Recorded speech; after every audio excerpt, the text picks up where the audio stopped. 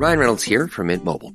I don't know if you knew this, but anyone can get the same premium wireless for $15 a month plan that I've been enjoying. It's not just for celebrities. So do like I did and have one of your assistants switch you to Mint Mobile today. I'm told it's super easy to do at mintmobile.com/switch. Upfront payment of $45 for 3-month plan, equivalent to $15 per month required. Intro rate first 3 months only, then full price plan options available. Taxes and fees extra. See full terms at mintmobile.com. Stop by Sherwin-Williams and get 30% off select paints and stains May 2nd through the 12th. It's the perfect time to transform your space with color. Refresh your home inside and out with colors that make every space feel brand new. From cozy interiors to stunning exteriors, we've got the perfect shade for your next project. Shop the sale online or visit your neighborhood Sherwin-Williams store. Click the banner to learn more. Retail sales only. Some exclusions apply. See store for details. From the Fifth Quarter Studio in Madison, Wisconsin, you're listening to High School Hoops with your hosts, Steve Collins and Jake Stager.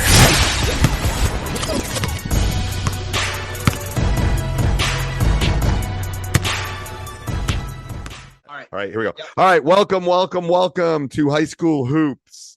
Before we jump in, and I am on a tight 11 minutes here. Coach knows I have to go off to my youth. Coach has got a youth meeting.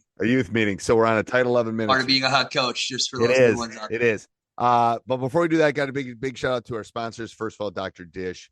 They are improvising. They give so much free stuff away. If you don't follow them on their social media and go over and to their website and get on their mailing list, it's silly because they give so many cool things away. And mention us, you'll get $450 off. Highest. That will always be the highest. If you mention Coach Collins or any of our podcasts or me, I will always make sure you get the biggest discount coming through us. That's part of my deal with them because I want to take care of all the listeners. And the second thing is go over and check out teachhoops.com for coaches who want to get better. If you like this content and you want to help out, I've got 2 kids in college. Oh my gosh, I'm an empty nester. I'm eating ramen right now. So if you want to help out, come over and join for a couple months and help me. I just wrote the checks for the first semester. This is why you do so many podcasts. I may never retire. I told my wife, oh my gosh, I may never retire. Okay, so today's topic, this was my idea. What is, and here's the topic, what is the hardest thing to prepare for as a coach? So if I'm running something against you, coach, or you're running something against me, what do you think is the hardest thing to prepare for? I would say to replicate a team that is really good at pressure, full court pressure. It's exactly what I was going to say. I was going to say athletic pressure. And especially in the full court, but even in the half court, when you have good teams, just good, you got deep teams, especially when they deny that wing pass, the Duke style defense. And it's obviously not meant, that style of play isn't meant for every program. But when you have a team that can run that style of play, it is really hard to replicate and prepare for. Because unless you have 10 really good players, your pressure will never mirror, or the way that they play defense will never mirror or prepare. You'll feel that your team is fully prepared for that opponent. So what do you do to get ready for it? Well, I think you got to find ways to be able to maybe do like 6v5 or 7v5.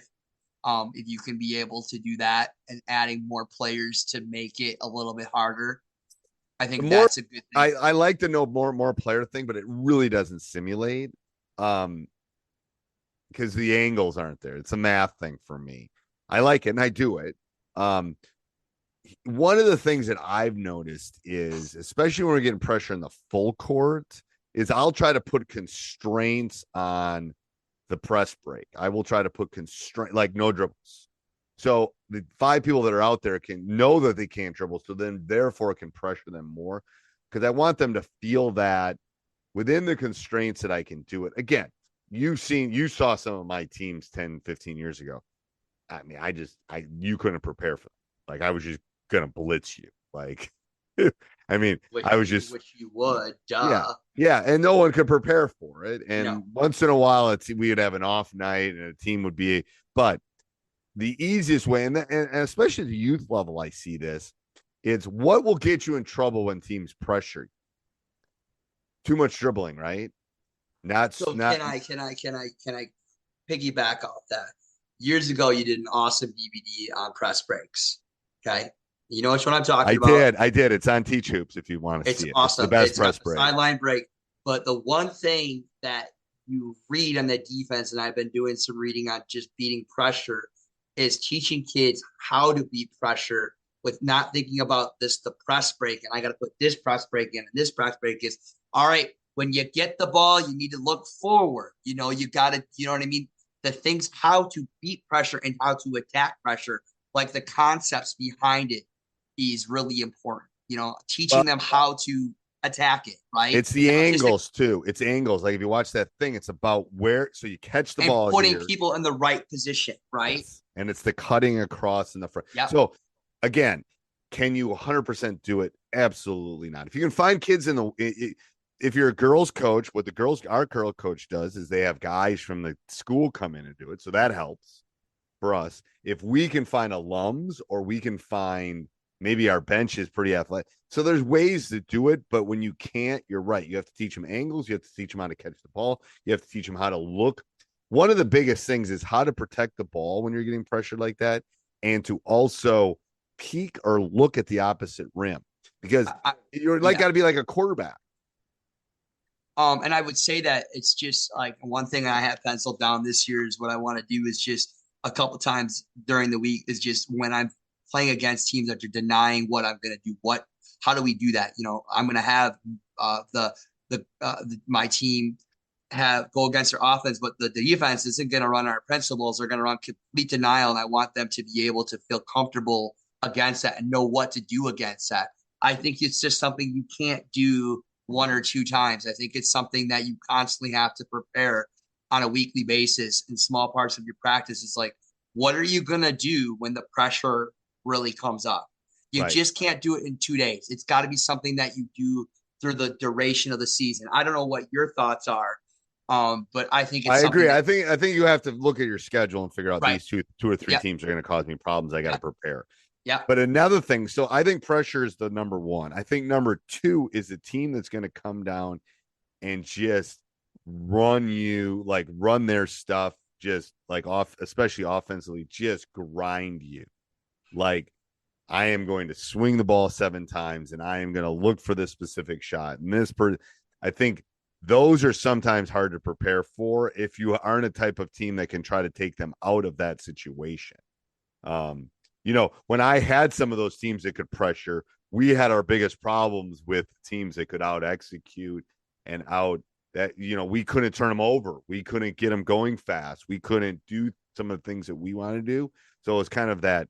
So if you're, but I think the other thing too is when that pressure, it also can ruin your offense too, because sometimes it forces teams to play at a different speed they're not used to either.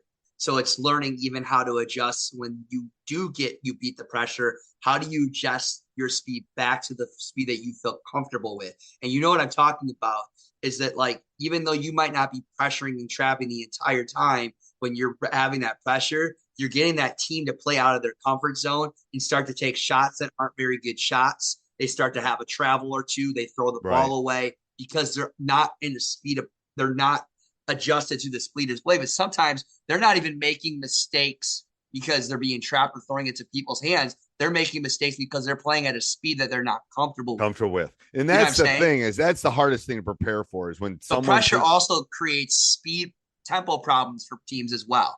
It's more than just you're coming at me. That pressure is also going to affect how we do offense as well. I think it's the hardest part too. I think personally is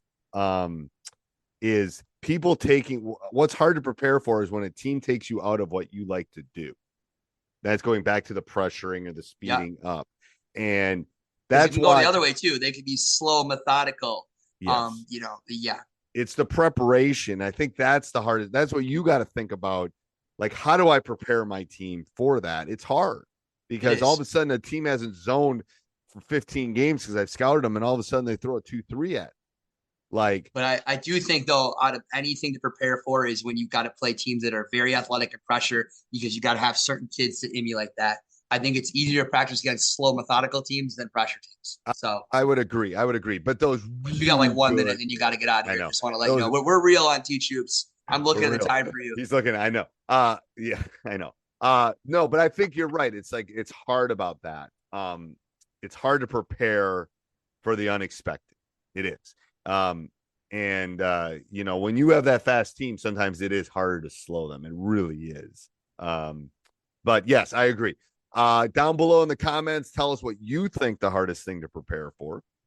And then maybe we'll talk about it in the weeks. And another one. I think that team with all the littles that can shoot threes is hard to prepare for too. I agree.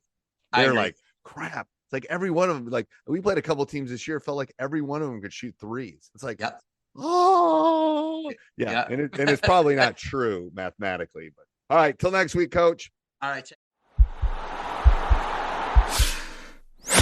This podcast is part of the Sports Social Podcast Network.